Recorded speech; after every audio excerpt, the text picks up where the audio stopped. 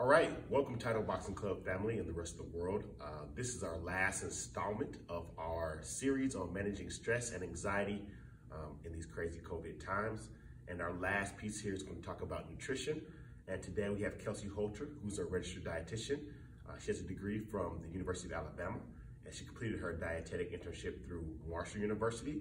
And now she manages school nutrition in the lovely town of Springfield, Illinois. So, Kelsey, thanks so much for coming out today, this morning. We definitely appreciate you. So we're going to get right into it. Our last piece about managing stress and anxiety. And we're going to talk about food. So, what foods should we eat to decrease anxiety? Are there foods we should kind of focus on? Yes and no. So, a lot of foods actually, in general, nutrition does play an integrated role with exercise, and I would even say meditation in helping relieve anxiety and stress. However, foods aren't the key component in that, but there are foods that can help decrease the symptoms and decrease what I would like to call high blood sugars and things that are going to cause stress and oxidative stress to go up. So focusing on foods that are probably more so on the lower glycemic index, which is kind of a fun word, lower sugars, are going to help decrease that stress or that hormone, cortisol. It's going to cause a spike in anxiety and obviously in the hormone. So focusing on obviously whole grains, higher fiber foods, which are whole grains, oats, beans, even fruits and vegetables obviously are going to lower, help kind of manage, I call it homeostasis, that main line that we want to have throughout the day that's not going to cause those spikes back and forth within the body. So obviously those whole grains, fruits, and vegetables play a good role in providing water and providing all of those other nutrients that are going to help regulate those hormones as well. Awesome. So with that being said, what foods should we stay away from? What foods increase those anxiety, cortisol levels? So those are the fun foods. I like to call those the fun foods that I always make a joke. The movies play it well whenever they have at the end of the week when someone has a long day, they come home and they're like, oh, I'm gonna reach for the ice cream bowl. And they're like, I'm only gonna have a little bowl of ice cream. And then like 5 minutes later in the movie, they're sitting by the TV and the whole tub's just like sitting there, it's gone.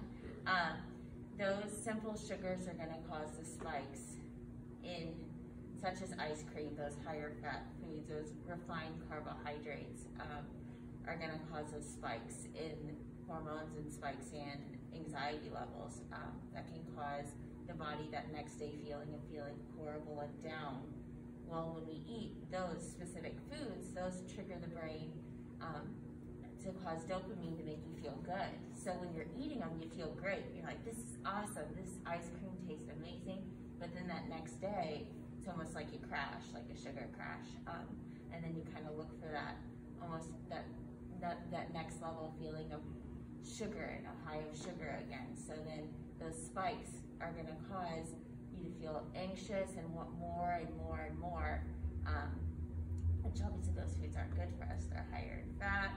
The potato chips are going to be higher in salt and refined carbohydrates. Looking at a grocery store whenever people grocery shop, the middle aisles usually contain the things that are higher in sugar, higher in sodium, higher in fat, because they have to be shelf stable. So I always kind of, as a dietitian, look at shopping the outer aisles, because if you think about it, most grocery stores are built the same way. The produce and everything is on the outer part of the store, so those are items that are going to need to get filtered through more quickly because they'll go bad. So if you think about it, would you rather have something you put in your body that can go bad, that you're obviously going to have, or would you rather have something shelf stable that can sit there for a long time and it's going to make you feel horrible? So that's really good. So speaking of, you kind of touched on it a little bit before about coming home, you've had a stressful day, like I need something to kind of just, kind of get me through. Can you recommend some healthy comfort foods? Are there foods that we can eat that taste good, that make us feel good, that are not bad for us? Yes, so obviously you can have ice cream and you can have pizza and you can have all of that stuff in moderation. Moderation is obviously in anything is the key, even with exercise. Being aware of how much you're doing and how much you're intaking. So I always make healthy swaps. I know people love at the end of the week to go out for dinner and have, you know, a full-on meal. Obviously right now with everything going on, it can be a little bit difficult. But if you think about it, a lot of places give you huge portion sizes. So in moderation, if you even have them half of the box, or keep the box and even box it up before it brings it to the table. Can I have half of this? Because those portion sizes now, as we can all see, have gotten a lot bigger whenever we go out to eat. So that's one tip that kind of I would recommend if you are to do everything in moderation and you want that, you know, pasta, that big bowl of pasta, just asking you to put it half to take home with you. Sweets wise, you can substitute pretty much anything these days. I always do just pairing a protein with a simple sugar. So simple sugar would be like fruit. So fruit with Greek yogurt and then some dark chocolate chips on top. Dark chocolate has been known to kind of give a good satiety level on the body, and then even peanut butter. So peanut butter oatmeal cookies can be a good one because it has the oats and the peanut butter. So pairing a protein with a carbohydrate or something like an oat or sugar, like a fruit, is always a good idea to keep that, like I said, those blood sugars regulated, because that's ultimately what we want to do to make sure our hormones don't get out of whack. Awesome, awesome. All right, so we have one more question, and this is a big one. Okay. So, you ready? I love So, what are your thoughts about alcohol consumption during these crazy COVID times? Yes. Sometimes people need to take the edge off them. So the Academy of Nutrition and Dietetics, which we all practice as dietitians through, recommends for women it's okay to have 1 drink per day, and men 2. With that being said, though, 2 for men? 2, yeah.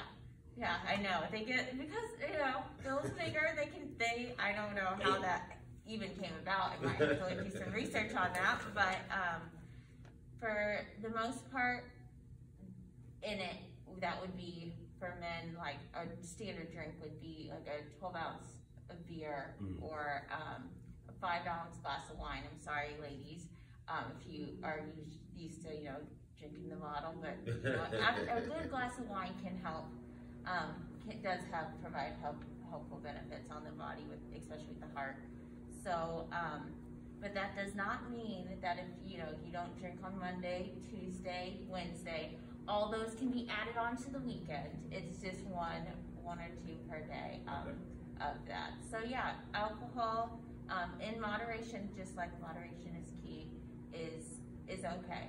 Okay. So, however, obviously with alcohol and even caffeine too, you have to be aware of that playing a role on anxiety levels as well. Yeah, for sure. Okay. Well, thank you so much, Kelsey, for coming out. This has been very helpful. We're excited to get this information out to the rest of the world. And we'll be releasing all these series coming very soon. So thanks so much. Thank you.